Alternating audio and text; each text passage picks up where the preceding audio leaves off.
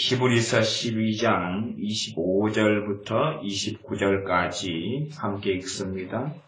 너희는 삼가 말하신 자를 거역하지 말라. 땅에서 경고하신 자를 거역한 저희가 피하지 못하였거늘 하물며 하늘로조차 경고하신 자를 배반하는 우리일까 보냐. 그때에는 그 소리가 땅을 진동하였거니와 이제는 약속하여 가라사대 내가 또 한 번 땅만 아니라 하늘로 진동하리라 하셨느니라. 이 또 한 번이라 하심은 진동치 아니하는 것들을 영동케 하기 위하여 진동할 것들 곧 만든 것들에 변동될 것을 나타내심이니라. 그러므로 우리가 진동치 못할 나라를 받았은즉 은혜를 받자 이로 말미암아 경건함과 두려움으로 하나님을 기쁘시게 섬길지니 우리 하나님은 소멸하는 불이심이니라. 아멘. 히브리서의 중요한 주제들은 참 많습니다. 그 가운데 핵심적인 것은 우리 주 예수 그리스도의 성육신과 고난당하심, 죽으심과 부활하심, 우리 주 예수님의 은혜에 대하여서 방대하게 말씀하는 성경이 히브리서고, 그 다음에 이 예수님에 대한 믿음, 또 이 믿음에 대한 방대한 이야기가 곳곳에가 있습니다. 그리고 핵심적인 부분은 애교에 대한 부분, 예수님을 등지고 떠나가는 것, 주님을 배신하는 것, 단지 예수님을 믿는 신앙생활 하다가 교회 생활을 떠나는 것 이상의 이야기에 애교에 대한 말씀들이 참 많습니다. 히브리서의 대상은 우리식으로 한다면 히브리인들에게 보내는 편지 그렇게 되어지는데 당연하게 유대인이나 헬라인이나 할 것 없이 주님 안에서는 하나이기 때문에 차별이 없기 때문에 모든 믿는 사람에게 보내는 편지이고 또한 유대인 믿는 사람이 특별히 그 타겟이 되기도 합니다. 히브리서 읽었던 본문 25절부터 29절까지에 일단 우리가 먼저 기억해야 될 것은 예수님 믿는 사람, 믿어서 중생하고 거듭나고 하나님의 자녀가 된 사람들에 대한 이야기입니다. 그렇기 때문에 12장 28절에 보면 그러므로 우리가 진동치 못할 나라를 받았은즉, 진동치 못할 나라는 당연히 하나님의 나라고 천국입니다. 천국을 받은 사람들은 그냥 믿으려고 하는 사람이나 믿어가려고 하는 그런 사람들이 아니라 예수님을 잘 믿은 사람이라는 것을 알 수가 있습니다. 주 예수님을 영접하고 믿고 주님에 대하여 이 히브리서에 나와 있는 이 대상이 된 사람들이 주님 때문에 고난을 많이 받고 살아왔던 것처럼 주님에 대한 신실성을 가지고 지키고 있는 이 사람들, 예수님 영접하고 믿어서 우리가 진동치 못할 나라를 받았다, 천국을 소유한 자가 되었다, 이 사람들에게 하는 경고가 나와 있는데 25절 보면 너희는 삼가 말씀하신 자를 거역하지 말라. 땅에서 경고하신 자를 거역한 저희가 피하지 못하였거늘. 땅에서 경고했다. 땅에서 경고했다는 것은 일반적으로는 첫째는 모세를 이야기하고 두 번째는 하나님께서 보내신 선지자들 같은 이들을 이야기합니다. 모세나 선지자들 같은 이들을 통하여서 경고를 하셨는데 그러나 그 경고를 이들은 거역했다는 것입니다. 그런데 이제 예수 믿는 사람들은 누구에게서 경고를 받았냐 그러면 땅에서 쫓아난 사람들이 아니라 25절 하반절에 보면 하물며 하늘로조차 경고하신 자를 배반하는 우리일까 보냐. 이 변동치 못할, 진동하지 못할 나라, 천국을 유업으로 받은 사람들인 우리가 이제는 하늘로조차 오신 분이 우리 주 예수 그리스도신데 주님을 배반한다면 더 큰 참사가 일어날 것이라고 말씀하는 것입니다. 이 땅에서 태어나서 하나님께 쓰임받아서 경고한 주의 종들의 경고를 어긴 사람들에게도 하나님의 심판을 피하지 못했다. 그럴진데 하물며 우리가 이 하나님의 나라를 받은 우리가 하늘로 쫓아오신 예수님에 대하여 배반하고 그분의 하신 말씀을 어기고 살았을 때, 거역했을 때에 더 큰 심판과 참사가 있을 것이다. 26절, 그때에는 그 소리가 땅을 진동하였거니와 이제는 약속하여 가라사대 내가 또 한 번 땅만 아니라 하늘도 진동하리라. 과거의 노아 시대 때는 하나님께서 홍수를 통하여 하늘에 있는 윗공창과 아랫공창 등을 터뜨리시고 홍수를 통하여서 사람의 수명을 120년으로 단축시키시고 인류를 8명을 빼놓고는 다 심판하시고 쓸어버리셨습니다.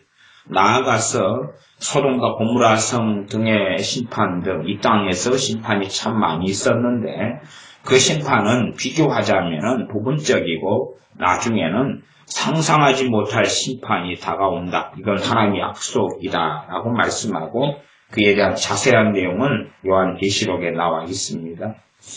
27절, 이 또 한 번이라 하심은 진동치 아니하는 것들을 영종케 하기 위하여 진동할 것들, 곧 만든 것들에 변동될 것을 나타내심이니라. 만든 것들, 심지어는 우리가 전혀 변하지 않을 것이라고 생각하는 해나 달이나 별 같은 것들도 떨어지고 무너지고 변하는 것을 요한계시록에서는 우리가 발견할 수가 있습니다. 그렇게 하나님께서 우리의 관점으로서는 전혀 변하지 않을 것 같은 것, 태양의 온도가 한 몇 도만 올라버리거나 몇 도만 떨어지면 지구상에 사는 사람들에게 비참한 일이 벌어지는데 그렇게 전혀 변하지 않을 것 같은 일들을 하나님께서는 변화하게 하셔서 이 땅에 사는 사람들에게 심판하신다고 말씀합니다.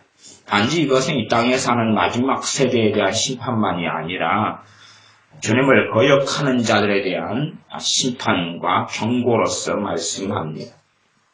28절, 그러므로 우리가 진동치 못할 나라를 받았은즉 은혜를 받자. 이로 말미암아 경건함과 두려움으로 하나님을 기쁘시게 섬길지니 우리 하나님은 소멸하는 불이심이니라. 다시 29절 마지막에는 하나님에 대하여서 소멸하는 불이시다라고 말씀합니다. 하나님에 대하여 하나님은 사랑이시라. 이 말씀의 관점에서 성경이 증거하고 지금 12장 29절에서는 하나님은 소멸하는 불이십니다. 불은 어떤 것입니까? 소멸시키는 불이다. 다 태워버리고 다 없애버리는 불이 하나님이시다. 다시 말하면 하나님 자신이 불이 되시는데 심판하시는 불이 하나님이시다라고 말씀하니 하나님은 사랑이시다라는 측면에서만 하나님을 아는 사람들은 하나님을 제대로 알지 못하는 사람들이 되어질 겁니다. 성경 명백하게 하나님은 불이다. 어떤 불이냐? 하나님은 소멸하는, 다 불태워서 없애버리는 그런 불이다라고 말씀합니다. 하나님은 이러한 소멸하는 불이시기 때문에 우리가 하나님을 경건함과 28절 하반절 경건함과 두려움으로 하나님을 기쁘시게 섬겨야 한다. 많은 믿는 사람들은 하나님 나를 기쁘게 좀 해보십시오. 그러지만 실제로 우리가 하나님을 기쁘시게 해야 됩니다. 우리가 하나님을 기쁘시게 해야 되는데 하나님을 어떻게 섬겨야 하냐면 경건함과 두려움으로 섬겨야 합니다. 여기 두려움은 경외함을 이야기합니다. 하나님에 대한 경외, 하나님에 대한 두려움, 하나님에 대한 경건성, 경건과 두려움으로 하나님을 기쁘시게 섬겨야 된다. 경건함과 두려움으로 하나님을 섬기려 그래도 사람이기 때문에 참 한계들은 많습니다. 연약함들이 많고 부족함들이 많습니다. 그래서 28절에서는 무엇을 강조하냐 그러면 은혜를 받자라는 말씀이 키포인트가 되겠습니다. 은혜를 받자라는 말씀이 키포인트. 그래서 이로 말미암아 은혜를 받아가지고 은혜로 인하여 은혜를 통로로 해서 은혜를 가지고서 경건함과 두려움으로 하나님을 기쁘시게 섬길지니 그렇게 말씀합니다. 지난 수요일날 밤에 제가 하나님의 은혜 관련한 부분에서 서두 부분 한 20여 분 가까이 동안에 그런 말씀을 드렸습니다. 예수님을 참으로 바르게 섬기고 바르게 믿으려는 사람들은 신앙의 여정 가운데서 경험하게 되는 것이 하나님의 은혜를 경험하게 됩니다. 하나님의 은혜를 때마다 일마다 경험하게 됩니다. 그러니 하나님의 은혜를 받는 사람들은 삶과 인생이 달라질 뿐만 아니라 하나님의 은혜를 받을 때에 깨어있는 삶, 하나님을 제대로 섬기는 삶이 가능합니다. 그러나 당연히 하나님께서는 하나님 관계는 1대1이기 때문에 그냥 아무나에게 은혜를 주시는 것은 아니라는 것은 당연한 이야기입니다. 우리가 하나님의 은혜를 받아야 되는데 가장 근원적인 은혜는 우리 주 예수님께서 우리의 죄를 위해 십자가에 죽으셨다는 것이고 아버지 하나님께서 그 아들을 이 땅에 보내셨다는 것이 가장 근원적인 은혜입니다. 이로 말미암아서 이제 믿는 사람들에게 하나님께서 때마다 은혜를 주시기를 기뻐하십니다. 그러하며 여러분들이 신앙의 여정 가운데 얼마나 은혜를 받고 사실런지, 은혜를 받지 못할런지까지는 모르겠습니다. 은혜의 통로, 은혜의 방편, 은혜의 통로, 은혜 받는 길이 몇 가지가 있습니다. 그 가운데 가장 근원적으로는 기도와 말씀, 두 번째는 성찬, 세 번째는 세례, 네 번째는 안수, 이러한 여러 가지 은혜의 통로가 있습니다. 그러면 안수를 이야기할 때에, 안수를 할 때에 하나님의 은혜의 통로가 돼서 하나님의 은혜가 임하는 경우가 있습니다. 그럼 100명이 안수를 똑같은 사람에게 안수를 받을 때에 100명 가운데 아마 한 몇 명쯤이나 하나님의 은혜가 임할런지는 모르겠습니다. 100명 가운데 100명을 안수를 했을 때에 똑같은 목회자니까 일단 그죠? 같은 사람이 안수하는 거니까 그 가운데 100명 가운데 몇 명에게 하나님의 은혜가 임할런지는 모르겠어요. 그런데 사실은 안수를 하는 제 목회자의 제 입장에서는 반대급부가 있습니다. 반대급부라는 건 뭐냐 하면 제가 안수를 할 때 당연히 제 오른손에는 아무런 능력이 없습니다. 예수님의 이름으로 안수를 하거든요. 성경은 이 주의 종들에게 축복하라는 말씀이 구약에서는 참 많이 나옵니다. 그래서 천열매 같은 경우 구약의 제사장 이야기입니다. 지금 목회자 이야기가 아니라 구약의 제사장들에게 천열매를 가져오면 그것을 축복을 해줄 때에 하나님의 축복이 임하는 이야기가 나와 있습니다. 또한 대제사장 아론이나 혹은 제사장들이 축복을 선언하는 경우들이 있고 우리 주님께서도 이 땅에 계실 때에 어린 아이들을 축복하셨습니다. 그래서 제자들이 왜 주님 참 힘든데 어린 아이들까지 와서 주님을 괴롭히느냐 그렇게 했던 경우가 있습니다. 제가 아이들에게 축복 기도를 할 수 있어요. 축복 기도를 할 수 있는데 그 가운데 얼마에게만 하나님의 축복이 임하는 것을 제가 압니다. 이 축복 기도라는 것이 그냥 손쉬운 건 아닙니다. 손쉬운 건 아니고 얼마에게는 축복이 임하는 것을 제가 압니다. 소수죠. 어쨌든 이 축복에 대해서도 좀 더 나중에 성경을 살펴보려고 제가 제 메모리에 기록해 놓았습니다. 그러면 제가 이제 안수를 할 때 제 손은 그냥 아무런 뭐가 없습니다. 아무런 뭐가 없어요. 심지어는 손이 잘라져 가지고 오른손 안수해야 되면 잘라진 손으로 얹을 수도 있겠지요. 목회자라면. 100명에게 안수를 하는데 그냥 안수를 통하여서 과거의 사도행전 같은 걸 보면은 성령 세례가 임하는 일들, 성령 충만을 받는 일들이 있어 왔습니다. 물론 안수는 그보다 훨씬 더 포괄적입니다. 그래서 성령이 임하시는 통로가 되고 그 다음에 치유가 일어나고 마귀 역사가 떠나가고 하는 많은 다양한 일들에 당연히 축복이 임하는 것도 포함됩니다. 그래서 축복하시면서 안수하셨던 일들이 주님에게서부터 많이 볼 수가 있습니다. 그러면 실상은 저 같은 경우는 사실은 안수를 많이 하지 않는다는 걸 아실 거예요. 여러분들이. 안수를 많이 하면 많이 할수록 좋을 게 아니냐? 아니요. 제 목회자 입장에서 반대급부가 있어요. 반대급부. 왜냐하면 안수를 남용했을 때에 제게 폐가 나와요. 제가 피해를 봐요. 목회적으로나 사역적으로나 하나님의 관계적으로나 문제가 벌어져요. 그렇기 때문에 안수를 얼마나 자주 할 것이냐, 얼마나 적게 할 것이냐는 이제 여러분하고 관련이 있는 것이 저하고 관련은 별로 없습니다. 안수를 할 때에 심지어는 성령의 역사가 흘러가는 걸 느끼기도 하고 거꾸로 여러분들에게서 마귀 역사가 타고 들어올 때도 있어요. 그럴 때는 제가 빨리 털어내기도 하고 물리치기도 합니다. 드물게 일어난 일인데 한 달 전인가 제가 예배 끝나고 안수를 서울에서 했을 때에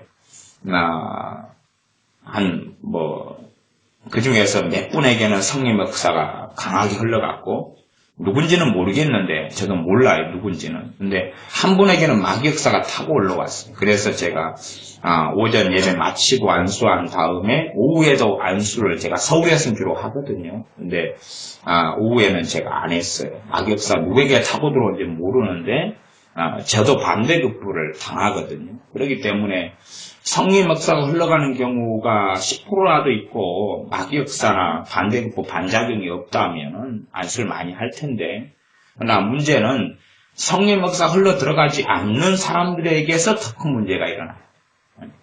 안수를 하는 것이 주 예수님의 이름으로 안수를 하기 때문에 안수를 한 전과 후가 아무 차이도 없다는 것은 심각한 문제가 되거든요. 물론 여러분 어떻게 생각하시는지 몰라도 그렇습니다. 그렇기 때문에 사실은 안수를 해서 아무런 효용가치가 없다 그럴 때는 문제가 돼요.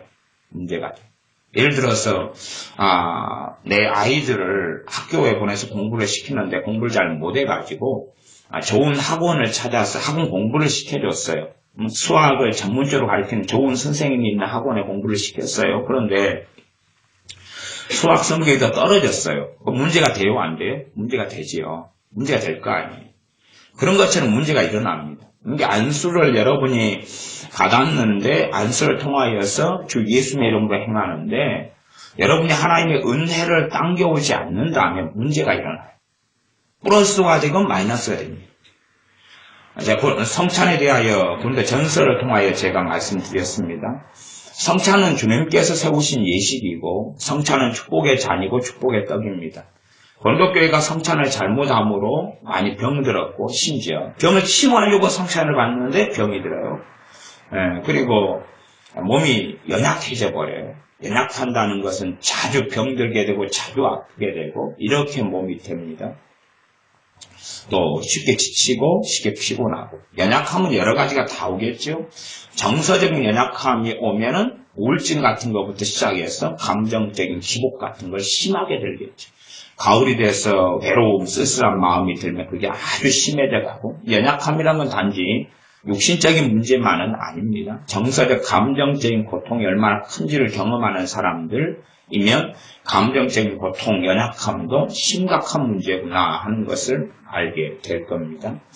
그래서 영적인 연약함, 감정적인, 정서적인 또한 마음의 연약함, 육신의 연약함 여러 가지가 있을 겁니다. 그러한 연약함이 이 성찬하는 사람들 가운데 어떤 사람들에게는 일어나고 말았습니다. 무엇이었냐면 하나님의 징계였습니다. 또 유감스럽게 어떤 사람들은 성찬하고 난 다음에 죽었어요. 거기 성경에서는 잠들었다 그러니까 지옥에 간 사람들에 대하여 잠들었다는 표현을 성경에서는 거의 사용하지 않으니까 제가 볼 때는 하나님의 징계로서 하나님께서 죽이셨는데 구원받은 사람들이기 때문에 잠들었다는 표현을 사용한 것 같습니다. 그러지 성찬이 끝난 다음에 수면제 먹은 것처럼 잠이 와가지고 잠든 상황을 이야기한 건 아닐 겁니다. 성찬은 놀라운 축복의 통로인데 성찬을 하면서 작용과 반작용이 있습니다. 그래서 우리가 성찬을 통하여서 플러스가 나타나지 않으면 마이너스가 나타날 수 있다는 사실을 기억해야 됩니다. 그렇기 때문에 주의 몸을 분별치 못하고 성찬에 참여하지 않도록 해라 라는 말씀을 명백하게 하고 있습니다. 저는 교회의 타락의 가장 주된 원인 중에 하나로서 제가 꼽는 것은 성찬입니다. 성찬. 성찬은 초대교회가 모일 때부터 했던 것, 모일 때마다 했던 거예요. 모일 때마다는 일반적으로 주일날 모였으니까 주일마다 했다는 이야기. 그 다음에 평일날 모일 때도 했던 경우들이 많이 있습니다. 그러면 1년 되면 최소한 52번 이상을 했다는 이야기, 성찬을. 그렇게 하다 보면 성찬이 어떻게 변합니까? 성찬이 형식화되고 이론화되고 공허한 걸로 변하게 됩니다. 천주교 같은 경우는 그들이 듣는 미사는 뭐냐 하면 그게 성찬을 중심으로 한 것이 미사입니다. 하나님 말씀이 중심이 아니라 성찬을 중심으로 해가지고 이제 어떻게 하는 것이 미사입니다. 그렇게 초대교회가 중세교로 흘러가면서 로마 가톨릭이 세력을 잡고 그렇게 로마 교회가 중심이 돼서 변질돼 버리면서 예배의 중심을 뭘로 바꿔갔냐 하면 성찬으로 바꿔갔고 성찬도 아시다시피 화채설 그렇게 해서 잘못된 성찬으로 흘러갔습니다.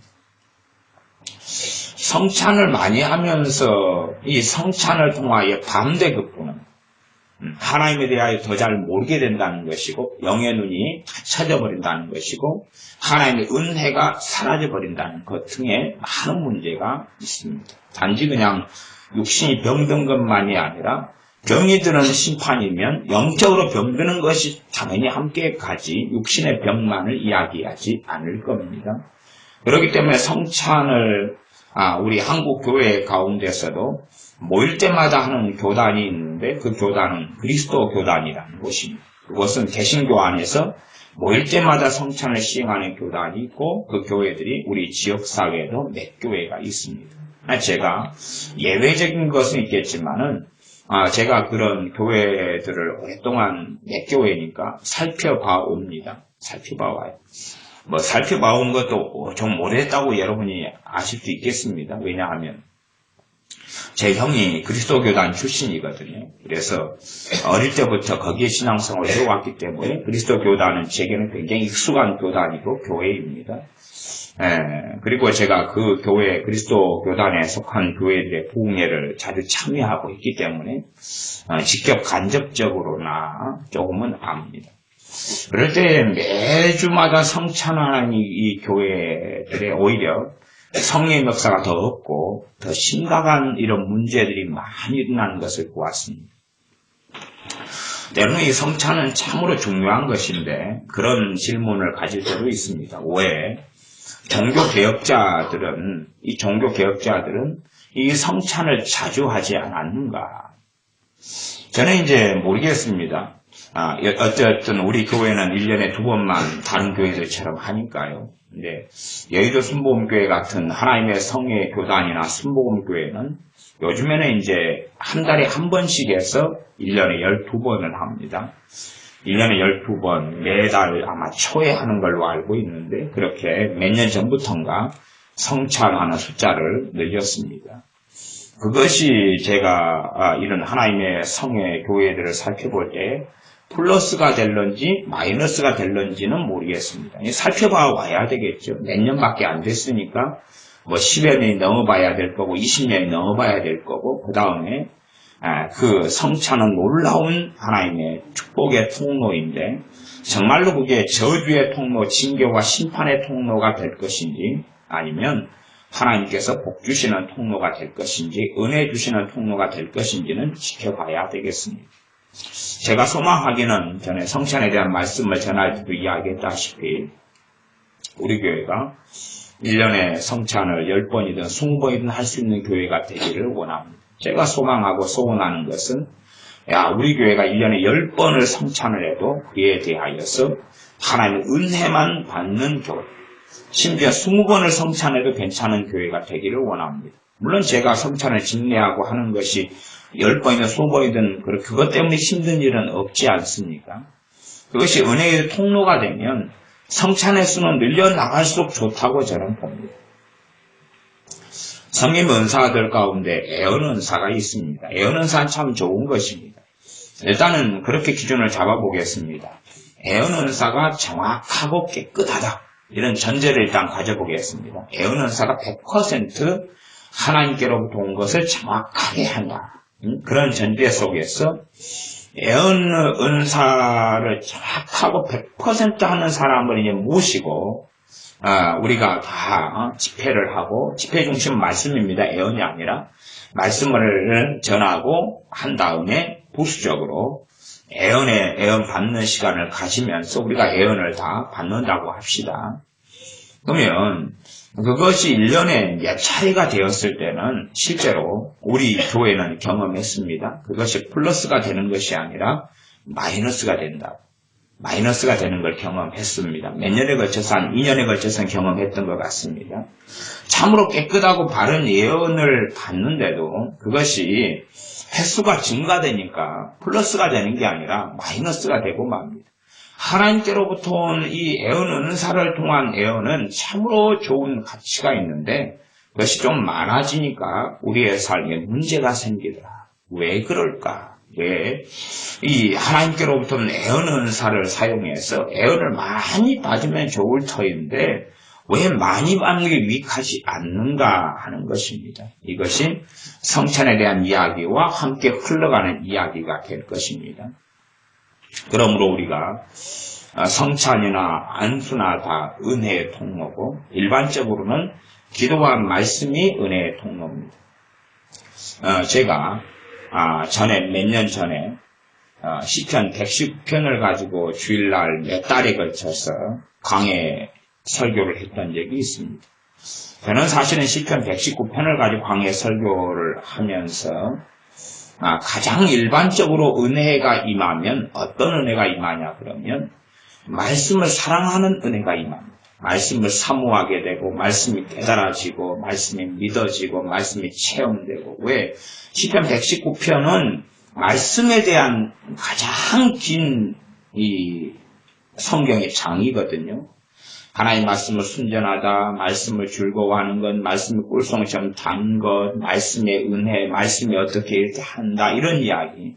그러나 제가 지난 수요일날 말씀드렸다시피 단지 그냥 말씀에 대한 이야기를 하는 것, 하나님 말씀 자체가 윤리적으로 그러면 말씀이 이렇게 중요한 것이니까 성경 열심히 봐라. 성경 열심히 봐야지. 그런 이야기가 아니라는 사실입니다. 그걸 이해하지 못하는 사람들은 설교를 들을 때마다 더 힘겨워합니다. 왜냐하면 하나님 말씀을 듣지만 하나님의 은혜는 임하지 않기 때문에 그렇습니다. 설교를 듣는 것이 또 해야 될 목록이 하나 증가되고 설교를 들으니까 또 하나 뭔가를 해야 되고 이제 뭔가를 또 하나 배웠으니까 또 뭔가를 또 해야 됩니다. 얼마나 힘겹습니까?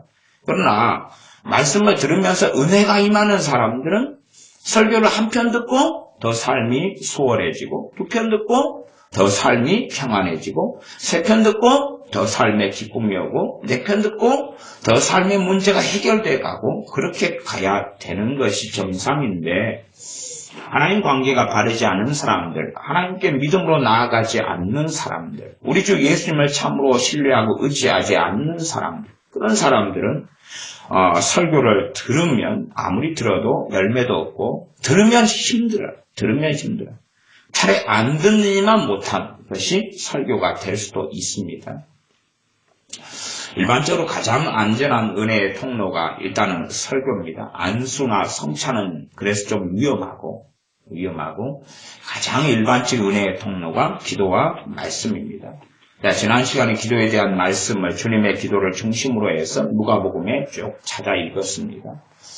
그러면서 이제 여러분의 기도 생활에 제가 기대하고 원했던 것은 기도에 대한 말씀을 찾고 읽으면서 기도의 은혜가 임하기를 제가 기대했습니다.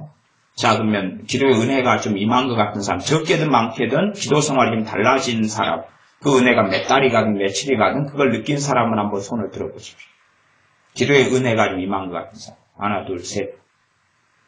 서영아. 그럴 때는 머리를 이렇게 딱 넘기는 게 아니야. 의심이 되잖아. 이게 손을 든 건가 안 든 건가 모르겠잖아. 3명? 예. 기도에 대한 말씀을 전하면 기도의 은혜가 임해야 돼. 하나님 말씀에 대해서 전하면 하나님 말씀이 그때부터 읽어져야 돼. 읽어지고 믿어지고 말씀이 달콤해지고 평안에 대한 말씀을 전하면 은혜로서 평안이 임해버려야 돼. 그게 정상을 제가 이야기하는 것입니다. 교만에 대해 설교하면 자기 교만이 드러나면서 겸손해져 버려야 돼. 겸손은 과정을 걷는 것입니다만은 겸손한 자에게는 은혜가 임하지 교만을 전하면 자기 교만이 깨져나가는 것을 경험해야 돼. 그러지 내가 윤리적으로 이제 앞으로 겸손한 삶을 살아야 되겠구나 작심하고 결심하고 그런 것은 사실은 의미가 없어요. 그런 건 의미가 없어요. 그건 세상의 성인들이 걷는 길이지 그리스도인들인 성도들이 걷는 길은 절대 아니에요. 제가 은혜를 받자고 은혜 설교를 했으면은 모르겠어요. 이제 말씀하고 기도가 합쳐져서 기도할 때 여러분에게 은혜가 임할 수도 있고 안 임할 수도 있어요. 공부하는 학생이라면 어떤 은혜가 임하면 좋냐 그러면 공부하는 은혜가 임하면 좋아요. 공부하는 은혜가 임하면 좋아요. 그럼 공부가 되어지죠. 제가 지금 일확천금을 이야기하는 건 아니에요. 그러나 한편으로는 하나님의 은혜는 일확천금의 면은 있어요. 다른 점은 뭐냐 그러면 공부를 못하던 내가 공부를 잘하게 되는 것은 아니에요. 하나님은 그런 식으로는 역사 안 하시거든요. 책을 멀리하던 내가 책에 대하여 좋은 마음을 품게 돼요. 그 다음 공부하는 것이 지겹고 힘든 내가 공부하는 것이 즐거워지게 돼요. 즐거워지게 되면 그것을 가지고 즐거워지는 마음과 은혜가 임했으니까 내가 거기에서 더 가까이 나아갈 수도 있고 책을 더 가까이 해서 실력을 향상시켜 갈 수도 있고 덜 그럴 수도 있고 전혀 안 그럴 수도 있어요. 어쨌든 최소한은 과거에 공부하는 은혜가 임했다 할지라도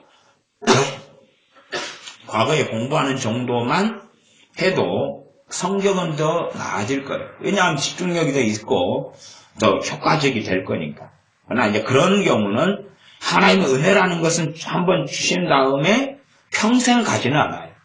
얼마나 갈지는 받은 사람들의 문제예요. 그러나 하나님 은혜를 주셨는데 공부하는 은혜를 주셨다 그러면 책을 과거에 보는 것만큼 공부를 과거에 하는 것만큼 해서는 그것은 얼마 안 갈 거예요. 한 두어 달 가고 없어지는 게 일반적일 거예요. 심지어는 일주일만 갈 수도 있겠죠. 그러나 그 은혜를 주셔서 너희가 은혜를 헛되이 받지 말라 하는 것처럼 헛되이 안 받고 은혜의 가치가 있게 한다면은 그 은혜는 아주 오래 가겠죠. 심지어 평생을 갈 수도 있을 것입니다. 여러분의 인생과 삶 속에서도 하나님의 은혜 받은 일들이 참 많이 있어야 되고 그래야지만이 깨어있는 신앙생활 하나님 앞에서 참으로 주님을 알아가면서 이렇게 아름다운 신앙생활을 할 수도 있습니다. 그렇기 때문에 이 히브리서 12장 28절에 이렇게 말씀하고 있는 거예요. 28절을 제가 다시 읽으면 그러므로 우리가 진동치 못할 나라를 받았은지 이게 구원받은 사람들이죠. 구원받았어요. 예수님 영접하고 믿고 하나님의 자녀 생명책에 이름이 기록됐어요. 그랬은즉 은혜를 받자. 은혜를 받자. 예수 믿는 사람들에게 은혜를 받아야 한다. 은혜를 받아야 한다고 말씀하고 있는 거예요. 그래야지만이 주님을 배반하지 않고 은혜를 받아야지만이 정말로 하나님 앞에서 살아나가는 신앙생활을 할 수 있기 때문에 그렇습니다. 이로 말미암아 이가 앞에 있는 은혜를 가리키는 은혜를 통해서 말미암아 통해서 그 말을 통해서 은혜를 수단으로 해가지고 통로로 해서 경건함과 두려움으로 하나님을 기쁘시게 섬길지 이 은혜가 있어야지만이 경건함과 두려움으로 하나님을 기쁘게 섬길 수 있다. 라고 말씀합니다. 그러면서 우리 하나님은 소멸하는 분이십니다. 하나님은 정말로 심판하신 하나님이며 두렵고 무서운 하나님이시다. 라고 말씀하는 것입니다. 하나님 만만하신 하나님이 아니라 하나님은 정말로 우리가 상상하는 것보다 더 무서운 하나님이시다. 라고 이야기하면서 경건함과 두려움으로 하나님을 기쁘게 섬겨야 한다.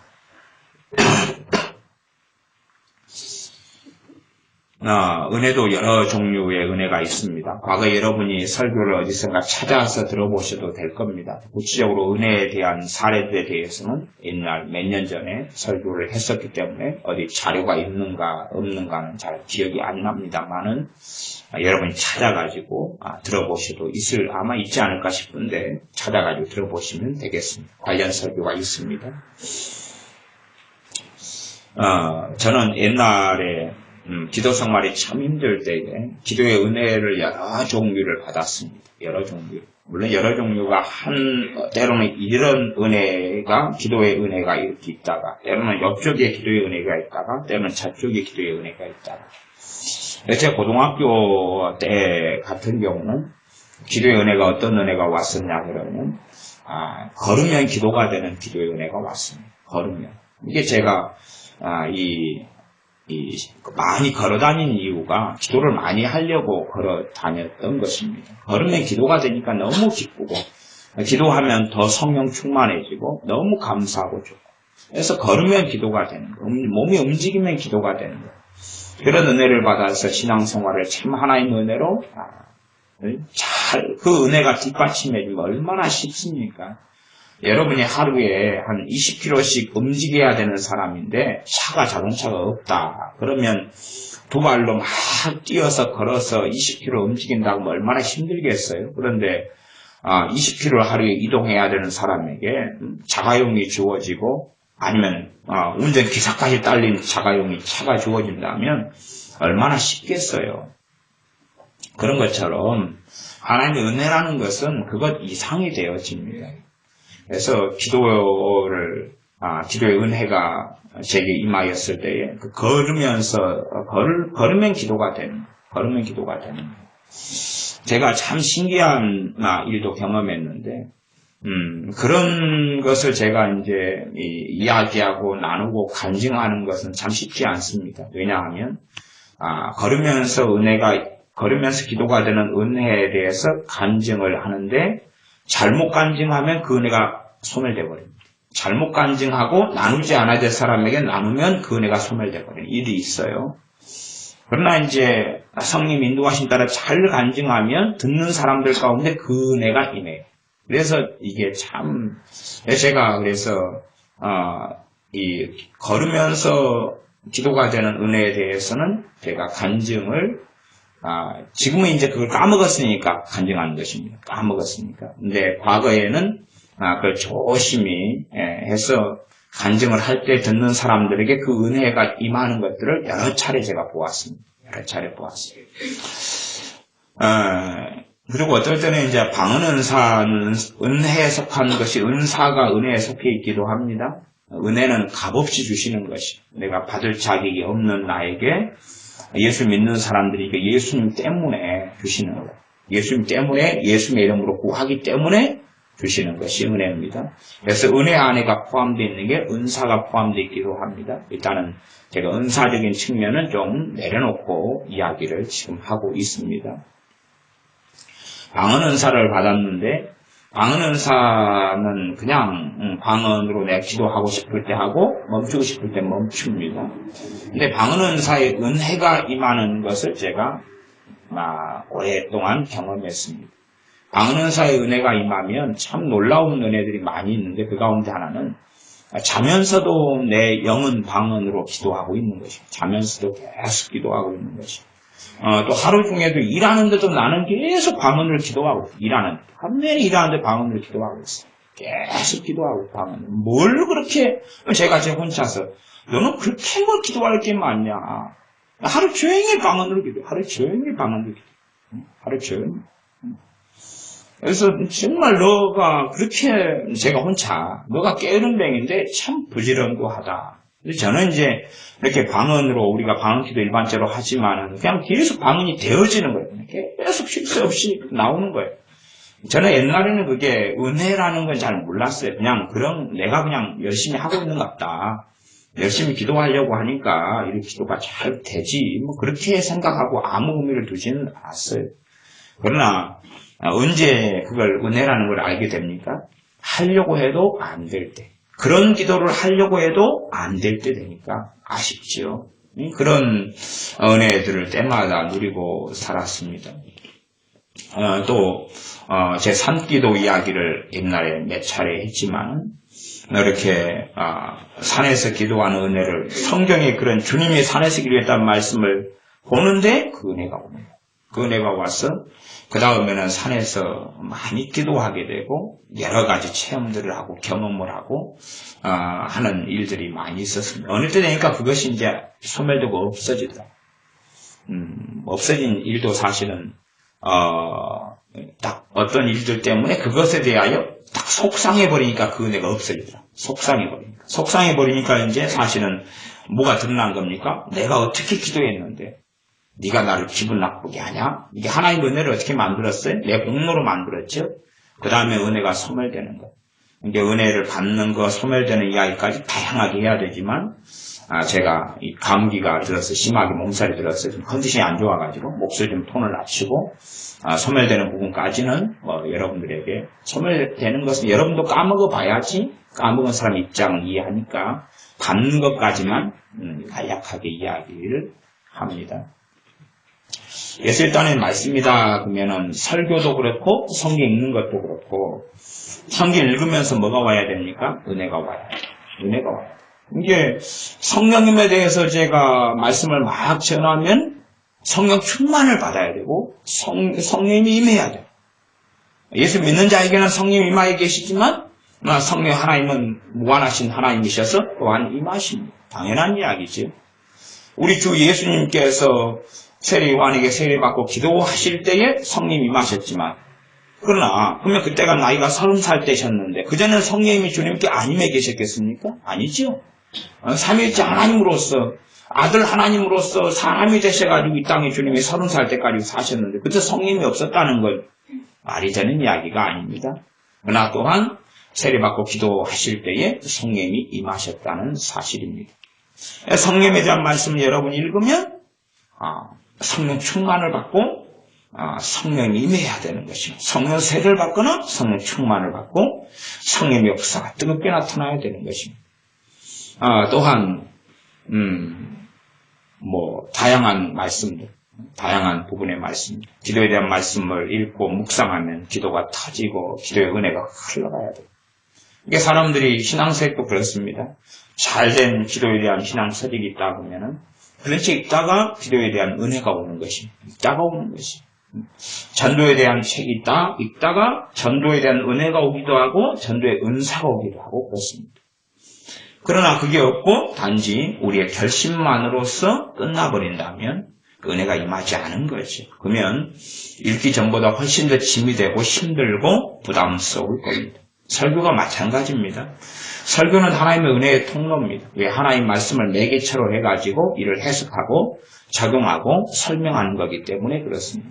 성경 읽거나 설교를 듣거나 할 것 없이 하나님의 은혜가 임해야 됩니다. 하나님의 은혜가 임해야 되는데 하나님께서는 하나님의 은혜가 임하는 것은 1대1의 관계가 기본적인 것입니다. 하나님과 그 사람, 하나님과 여러분 각자하고 1대1의 관계니까 은혜를 받느냐 받지 못하느냐는 여러분의 문제, 각자의 문제일 뿐입니다. 각자의 문제여서 내가 하나님의 은혜를 받을 수도 있고 안 받을 수도 있습니다.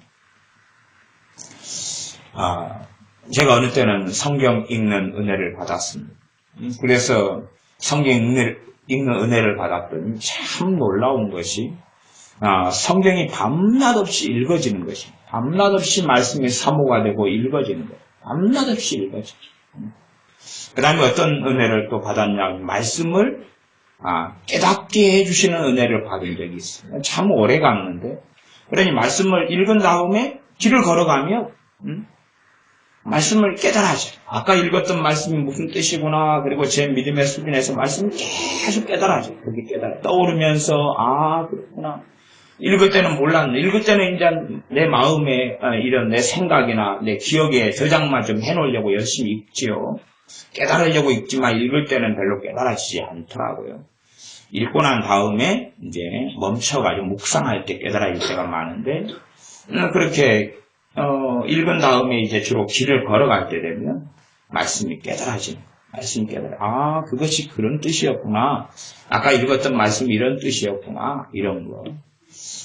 또 일하는 사람들 같으면은 내가 일을 해야 되는데 일하는 것이 너무나 힘든 사람들이 많아요. 직장생활하는 것도 굉장히 힘든 사람들이 많아요.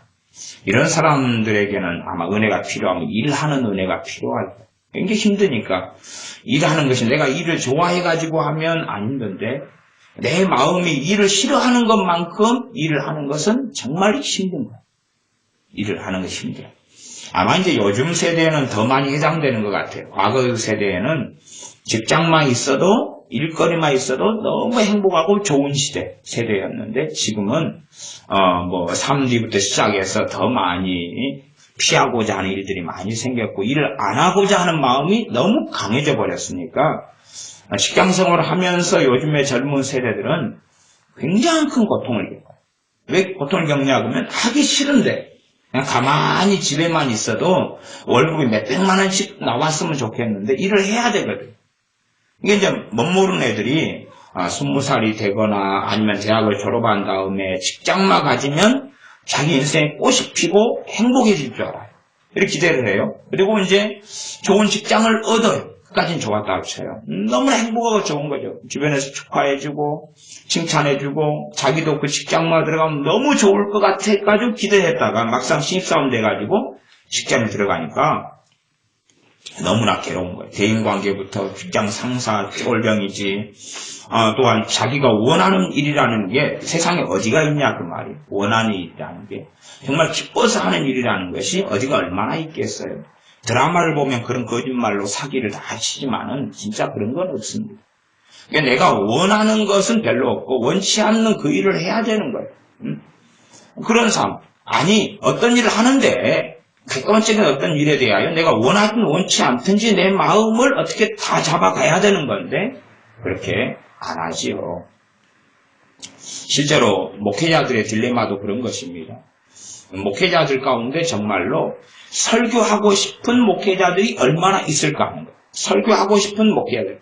아니 자기의 부르심이 목회자고 설교자인데 설교하고 싶은 목회자들은 사실 별로 없어요. 그게 아이러니지. 설교자로 부르심 받았는데 설교가 무거운 짐이 돼가지고 사는 목사님들이 80%가 넘기 때문에 보통 목사님들이 대부분 위장병을 앓고 있거든요. 위장병. 스트레스를 너무 많이 받으니까. 주로 이제 목요일이나 금요일 정도 되면은 아무것도 못해. 설교 하나에 매여가지고 꼼짝 마지. 근데 설교를 부르심 받았는데 어떻게 설교하는 일을 기뻐하지 않고 좋아하지 않을 수 있느냐. 그렇게 따지면은 은행원이 되면 은행에서 사람들 돈을 찾아주고 어떻게 하고 은행 일을 보는 것이 너무 기쁜 일이 돼야 되겠죠. 안 그러는 것과 똑같은 것이에요. 내가 어떤 일이 천직이라 할지라도 그 일 자체를 기뻐할 수도 있고 기뻐하지 않을 수도 있어요. 내 재능하고 딱 맞는 일이어도 내가 기뻐하지 않을 수도 있다 그 말이에요. 여러분 취미생활이 수영이라고 치면은 그러나 항상 수영하는 것이 기쁘고 좋은 건 아니잖아요. 항상 수영하는 기쁘고 좋다고 이 겨울바다에 한번 뛰어들어 보세요. 기쁘고 좋은 거. 안 그랬잖아요. 이게 일하는 것에 대하여 특별히 이제 지금 세대의 정도는 자기 마음 안에 일하기 싫은 마음이 깊이 있게 들어와 있어요. 왜냐하면 지금 세대는 누리고 살았던 세대거든요. 가만히 있어도 따뜻한 방에서 잠자지, 가만히 있어도 때마다 용돈 주지, 때마다 군것질거리 부모가 사주지, 냉장고 열어보면 먹을 게 떨어지지 않는 세대가 지금 세대이기 때문에 편안하게 살아왔으니까 마음 안에 내가 일해가지고 돈을 번다는 것 자체에 이런 생각 자체가 없어요. 그렇기 때문에 막상 때가 되고 나이가 되고 취업을 해가 직장을 갖지만은 내 마음 안에서는 일하러 나가기 싫은 마음이 강하게 있다고 말이에요. 강하게 있으니까 일하는 것 자체가 큰 고통을 가져와 버려요. 이 마음이 일하기 싫어하는 마음은 이것이 없어지지 않는 한은 점점점 세져갑니다. 이게 점점점 세져요. 그러다가 이제 나중에 일의 의미를 발견하고 일에 대해서 있다는 것 자체만으로도 직장이 있다는 것 자체만 감사를 알게 될 때는 이것이 약화되고 없어져 가서 일하는 게 수월하게 되겠지만은 그러기 전까지는 끊임없이 내 마음 안에서 일하기 싫은 마음이 계속 충돌하고 싸우기 때문에 그래서 요즘에 젊은 사람들 직장을 1년, 2년 있다가 그냥 그만둬버리고 옮기고 말아요. 가정을 이루고 사는 가장인 경우는 직장을 그만두는 것이 빠르진 않지만 그러나 가장이 아닌 사람들은 그냥 빨리 그만둬버린 직장이 없이 허송소리를 많이 해서 요즘에 젊은 사람들이 원하는 것은 남 밑에서 직장생활을 하기보다는 사장이 돼가지고 하기를 원해서 대부분 개인 사업 쪽으로 꿈을 꾸면서 사고를 치어요. 개인 사업 하나를 하면 성공률 자체가 10분의 1이 안 되죠. 그 가운데 이제 한번 작은 거라도 손대면 인테리어나 가게에 없는 것 등등해서 가뿐하게 5천만 원 이런 그냥 나이입니다. 그러나 젊은 친구들이 자기가 사업만 하면, 장사만 하면, 내가 커피숍만 내면은, 내가 카페만 내면, 요즘에 제가 유행하는 것이 커피숍 같은 거잖아요. 카페. 물장사니까. 술 팔기는 그렇고. 물장사인 커피만 팔고 하면은 나는 먹고 살만해질 거야. 아니, 많은 돈은 아니어도 어디 대기업체 다니는 사람만큼은 돈 벌 거야. 그런 생각을 가져요. 그리고 내가 가게 문 닫고 싶으면 닫고 열고 싶으면 열고 이런 생각을 가지면서 그렇게 자기가 사장이 되고 오너가 돼가지고 살아갈 생각을 먼저 꿈을 많이 꿉니다. 그런 인생의 실패나 절망은 예비되어 있다. 그렇게 말할 수밖에 없겠습니다. 어쨌든 일을 해야 되는데 하나님의 일하기 싫은 그래서 큰 고통을 겪는 사람에게 하나님께서 어떤 사람들에게 하나님 마음에 맞는 어떤 사람들에게는 일하는 은혜를 주십니다. 그래서 그런 사람들이 이제 일하는데 왜 이리 작년에는 하기 싫은 이 일이 이렇게 편안할까? 작년에는 이 일하면서 마음 지키기가 이렇게 어렵고 힘들었는데 일하는 것이 괜찮네. 또 여자분들도 그런 일이 많이 있을 겁니다. 내 속으로 자식을 낳아놨지만은 빨리하고 설거지하고 애들도 치닥거리하고 이것이 너무 괴로운 사람들도 있어요. 예수를 믿는 사람들인데 가정 살림하고 이렇게 부업되기로 늙어가는 것, 애들을 돌보고 키우면서 중년의 아줌마로 늙어가는 것에 견디지 못하면서 그것이 굉장히 힘겨워하는 사람들도 사실 많이 있습니다. 그래서 엄마들이 자식들 같은 경우는 우리 밥 해주고 빨래해주고 청소하고 돌봐주는 것 자체가 쉬울 거라고 생각하면은 이건 오산이고요. 엄마들 가운데 많은 사람들이 이걸 굉장히 힘들어해요. 그런 가운데 하나님의 은혜가 임하면 그것들이 수월해지게 되고 힘들지 않게 되어집니다. 말하자면 내가 50kg짜리 짐을 짊어지고 돌아다닌다. 그러면 그 짐의 무게가 한 10kg, 5kg까지 줄어들어 버리죠. 전혀 무게가 없어지는 것은 아니라도 대폭으로 그냥 그 무게가 삭감됩니다. 그러니 얼마나 쉽습니까?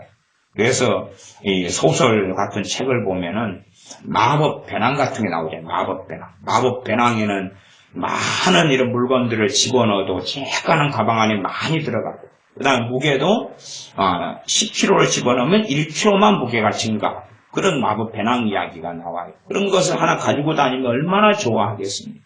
그런 것처럼 고난도 마찬가지입니다. 우리가 고난의 때를 보내면 얼마나 고난의 때가 힘겹고 고통스럽습니까? 그런데 고난의 때를 보낼 때 하나님의 은혜를 받는 사람들이 있어요. 하나님의 은혜를 받으면 정말로 저희 일과 삶이 고통스럽고 힘겨운데 그것이 그렇게 힘들지 않게 돼요.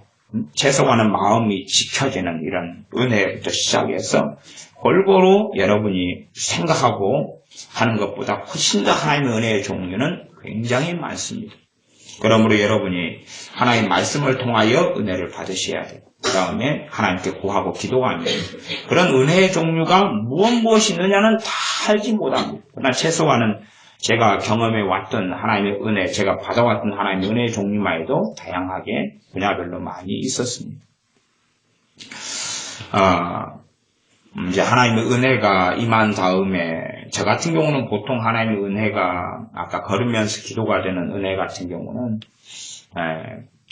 88년에 받아서 2005년까지 갔으니까 많이 갔죠. 한 88년, 17년 정도 갔네. 그리고 이제 그 은혜는 지금은 이제 그 은혜가 없으니까 제가 걸으면서는 기도는 제가 의지적으로 해야 됩니다. 의지적으로.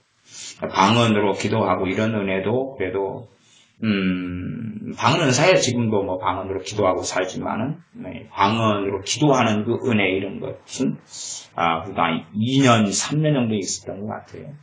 이제 산기도 하고 이런 것도 은혜에 속한 건데 그래야지만 이 한밤중에 여러분이 스프록에 아니면 공동묘지에 들어가서 새벽 2시에 앉아서 기도하고 있는데 혼자서 누가 담력이 있어야 버티겠어요. 쉽지 않은 일이죠. 공동묘지 열고 뚜껑 열고 막 손이 나오고 그럴 수 있잖아요.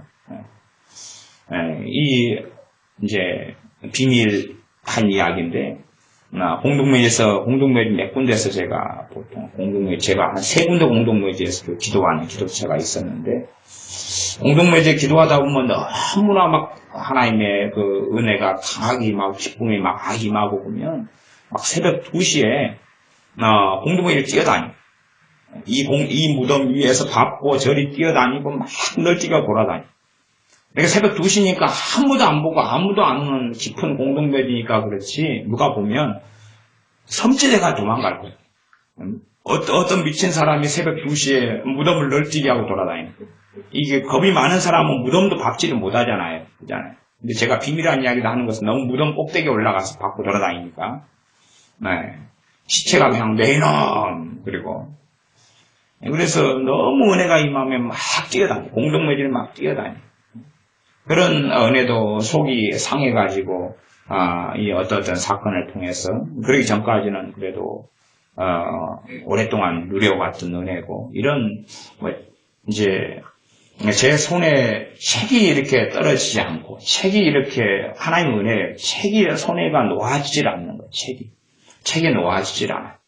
이게 손이 항상 책을 잡고 살고 책을 놓지도 않고 그렇게 살아가는 은혜를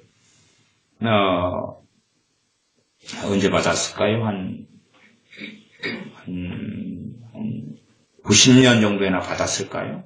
그렇게 손에 책이 안 놓아지고 살아가는. 그래서 모두도 한 10년은 90년이니까 2000년까지 한 10년은 갔던 것 같아요. 10년은 갔고 100%가 다 없어지진 않고 한 3분의 1 정도만 남아가지고 또 몇 년을 가고 그랬던 것 같아요. 그러니까 손에서 책을 안 놔지니까 항상 신앙 서적이든 신학책이든 아니면 일반 서적이든 책을 많이 볼 수밖에 없어요. 손해가. 그래서 어디를 갈 때 책이 없으면 나가질 않아. 약속의 만남이 있어도 책을 가지고 걸어가면서 책을 봐요. 길 걸어가면서 책을 봐요. 이게 길 걸어가면서 은혜가 두 가지가 작용하죠. 걸으면 기도하는 은혜가 작용하고 중복이 막 돼요. 그때는 이제 우선순위가 책을 보는 쪽 제가 마음을 터닝하면 책 쪽이고 책을 닫으면 기도가 되고 책을 열면 책이 빠지고. 그래서 걸어다니면서 계속 버스 안에서나 걸으면서나 아니면 버스 정류장에서 기다리면서나 그런 시간들이 전부 다 책 읽거나 아니면 기도하는 데 시간이 보내지게 돼요. 그렇게 하니까 다른 사람보다도 책 읽는 은혜가 있기 때문에 책을 좀 본 것 같아요. 다른 사람보다도 그래도 좀 더 봤다. 그렇게 말할 수 있을 정도까지 책을 좀 많이 볼 수 있었던 것이 은혜이죠. 사도 바울이 고백했던 나의 나된 것은 하나님의 은혜로다 하는 찬양도 있지만은 그 단순한 그런 그냥 형이상학적인 이야기를 찬양 부르면서 생각할 수 있겠지만 제가 사도 바울의 그 나의 나된 것은 하나님의 은혜로다 하는 고백을 성경을 통해 발견할 때는 형이상학적인 게 아니라 얼마나 사도 바울이 하나님 앞에 살아서 말할 수 없는 은혜를 많이 받았는가 그런 생각을 저는 해봅니다. 사도 바울이 고린도 후서에 보면은 육체 가시 사단의 사자 때문에 치료받기를 위하여 3번을 간절히 기도할 때에 주님께서 내 은혜가 너에게 족하도다. 그리고 그 기도에 응답하시지 않습니다. 은혜가 족하다. 이게 하나님의 말로 다 할 수는 없는 은혜가 사도 바울에게 너무 강하고 많으니까 사도 바울이 어떻게 될 위험이 있는 것입니까? 교만하게 될 위험이 교만하게. 왜냐하면 그 은혜가 좀 지나면 마치 내 인격이 좋아서 마치 내가 잘나서 아니면 태어날 적 태생적으로 나는 이런 사람이야 하게끔 느껴지거든. 이게 이 은혜라는 특성이 오면 내가 결심해서 이게 생겼어. 내가 작심하니까 이렇게 사라지더라. 이렇게 되거든요. 어떤 사람은 은혜가 임할 때 건강의 은혜가 임하는 사람도 있어요. 건강의 은혜가. 그러니까 사도 바울에게는 내 은혜가 그러면 건강의 은혜는 지금 때는 안 주겠다는 거죠. 지금 때는. 지금 때는 안 주겠다는 그 앞에는 몸 병들고 아플 때도 있었지만 건강의 은혜가 또 있었다는 이야기를 알 수가 있어요. 건강의 은혜가 임하면 그냥 전혀 아프지도 않고 감기도 안 걸리고 전혀 그렇게 아마 그 케네스 해긴 목사님 이런 분은 건강의 은혜가 임했던 것 같아요. 근데 이제 그분이 그거에 대하여 잘 해석한 부분도 있고 잘못 해석한 부분도 있고 이런 부분이 섞였다 이렇게 보는데 어쨌든 건강의 은혜가 임할 수 있어요. 그러다 보면은 건강의 은혜를 가지고 한 5년을 살다 보면은 전혀 아픈 데가 없어요. 저도 지금까지 살면서 어쨌든 병원에 입원한 적은 한 번도 없고 뼈가 부러진 적도 한 번도 없고 뼈가 뭐 금간 적도 한 번도 없고 그렇습니다. 수술 받은 적도 한 번도 없고 치아 때문에 조금 이제 병원 치료를 받고 그러고 있습니다만은 건강하게 근데 이제 지금이야 좀 감기 몸살 때문에 좀 결결하고 있는 중이고 어쨌든 전반적으로는 건강의 은혜를 저도 받고 있습니다. 이게 이제 훨씬 더 건강의 은혜를 받는 사람도 있어요. 극단적으로 이야기하면, 운동도 안 했는데도 복근이 있고, 막 왕자가 새겨지고, 그냥, 그렇게. 운동도 안 했는데도 여자가 은혜를 받으면 S라인을 유지하는 거예요. 막, 새벽 2시에도 라면 3개씩 끓여 먹고 그러는데 S라인인 거예요. 그러면서 막, 그럴 수도 있다, 그 말이에요.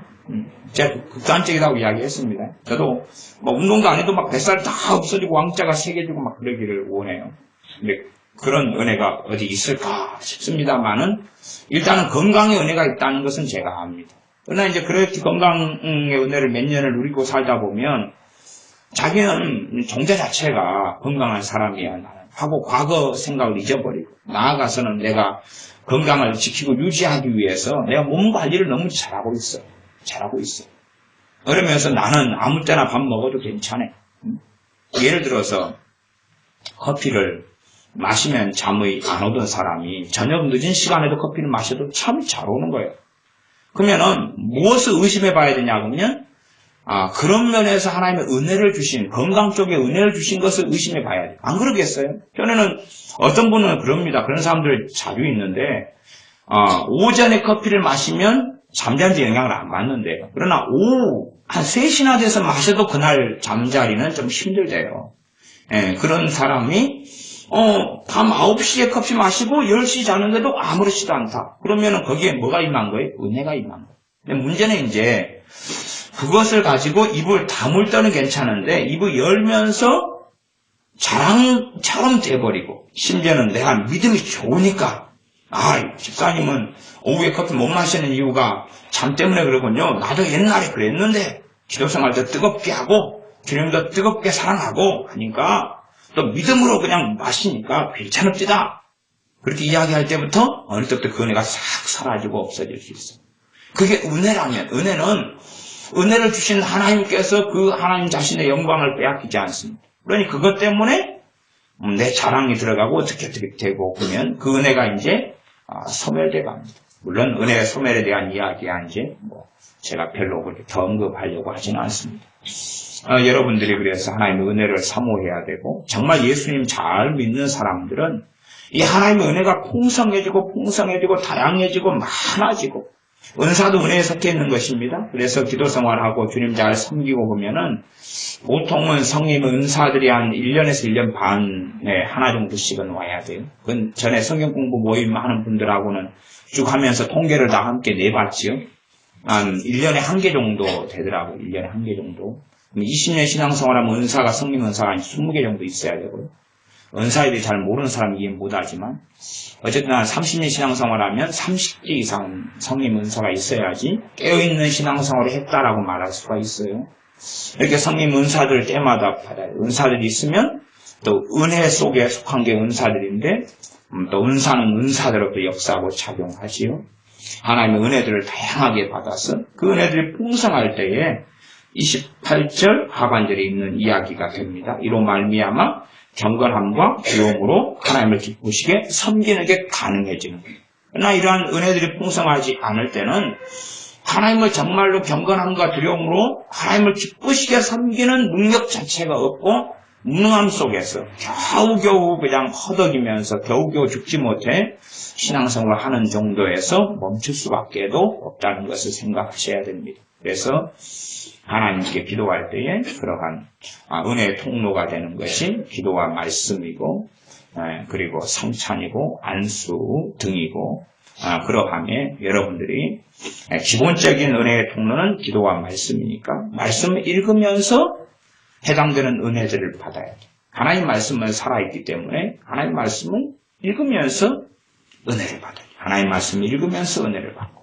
단지 그냥 어이구 감동이 좀 왔네 그 정도는 은혜 축에 끼는 게 아닙니다. 성경 읽는데 좀 감동이 왔네 눈물 좀 남네가 아니라 하나님 은혜는 훨씬 더 현실적입니다. 현실적이어서 구체성을 띠게 되는 것을 봅니다. 하나님의 은혜를 한번 받으면 반복적으로 구체성을 띱니다. 그래서 내가 오늘 받았다 그러면 오늘 기점으로 어제와 내일이 달라.